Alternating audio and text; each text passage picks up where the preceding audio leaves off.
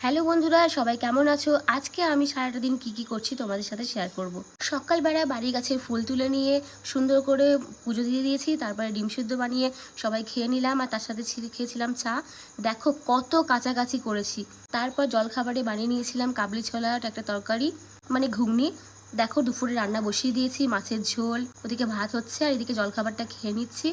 দেখো দুপুরবেলা বাড়িতে আমার ভাগ্নে এসেছিলো, ওকে বেশ সাজিয়ে গুছিয়ে সুন্দর করে দিলাম। খাওয়া দাওয়া কমপ্লিট করেই বসে পড়েছি আয়রনে। বড় জামাগুলো পুরো সুন্দর করে গুছিয়ে রাখলাম আয়রন করে। এই একটা দিন রবিবার, সেদিন কোনো রেস্ট নেই। অন্য দিন বরং স্কুলে গিয়ে একটা অন্যরকম দিন কাটে। বিকালবেলা হতে না হতেই ফুলের গাছগুলোতে জল দিয়ে দিয়েছি। বাড়ির সবাই মিলে একটু আপেল খেয়ে নিলাম, আর বরের জন্য টিফিন বানিয়েছিলাম সুজি।